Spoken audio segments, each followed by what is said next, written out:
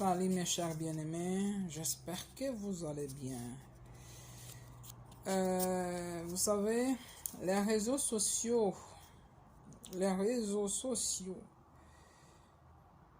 c'est une bonne chose,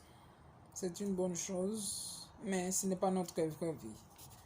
La vraie vie, c'est la vie que nous vivons au quotidien avec les êtres humains.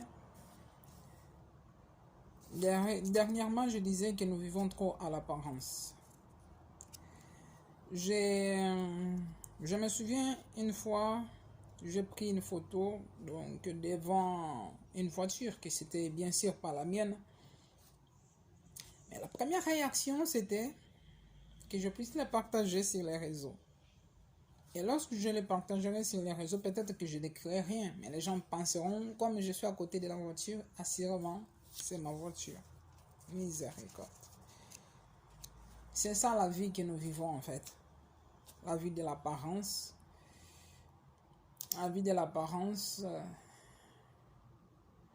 Je fais les montages de photos pour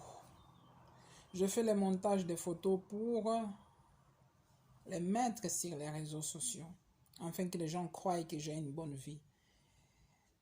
Je mets la joie, mais à l'intérieur de moi, je sais que je suis vraiment trop dans les chaotiques. Alors prenons conscience, bien-aimés, que les réseaux sociaux n'est pas notre véritable vie. Car plusieurs personnes sont en train de se tuer à cause des réseaux sociaux. Plusieurs personnes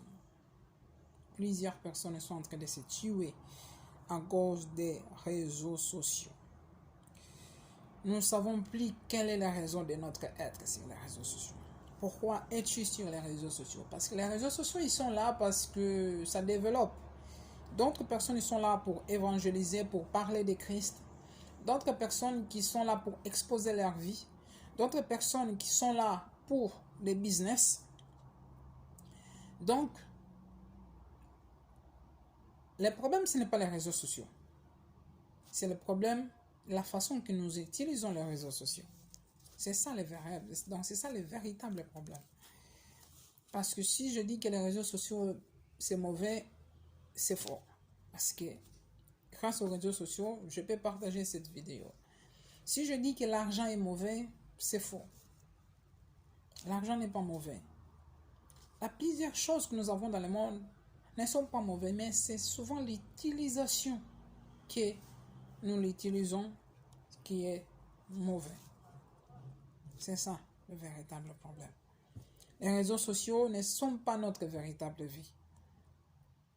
Plusieurs personnes sont en train de se tuer à cause des réseaux sociaux. Réfléchissons un peu. Nous ne savons plus quelle est la raison de notre être. Si je pose la question, quelle est la raison de ton être, de ton existence? Est-ce que c'est-tu réellement? Si tu le sais, gloire à Dieu. Mais il y a plusieurs personnes qui ne le savent pas. La Bible dit, le peuple que je me suis créé publiera mes louanges.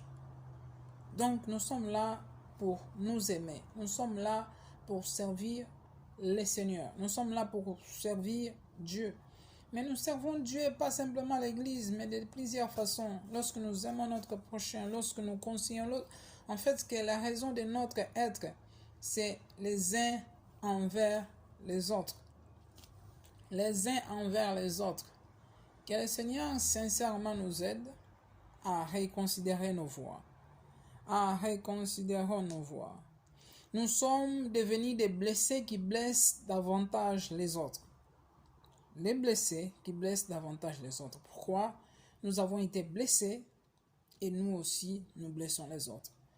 Nous nous insultons sur les réseaux sociaux. Nous nous moquons parce que nous n'arrivons plus à accepter nos différences. En fait, nous voulons que nous tous nous soyons de la même façon. Comme certains pays, on veut légaliser, on veut que tout le monde soit pareil. Mais en réalité, nous ne serons jamais pareils. Nous devons accepter notre différence. Bon, c'est vrai qu'il y a des choses qui choquent, mais Dieu est un Père. Moi, je ne peux pas changer personne. J'en ai essayé. Je t'avoue que j'en ai essayé, mais je ne peux pas. Nous sommes devenus des blessés qui blessent les autres davantage. Et à cause de notre vie d'apparence sur les réseaux sociaux, les autres sont blessés. Et lorsque les autres sont blessés, et s'ils n'arrivent pas à se guérir donc de leurs blessures, et aussi de leur tour, ils feront quoi? Ils feront que blesser les autres. Alors, je t'en conjure sincèrement que tu puisses demander que le Seigneur restaure ton cœur. Lorsque tu as un cœur restauré, tu arriveras à partager de l'amour. Que Dieu te bénisse abondamment. Ciao.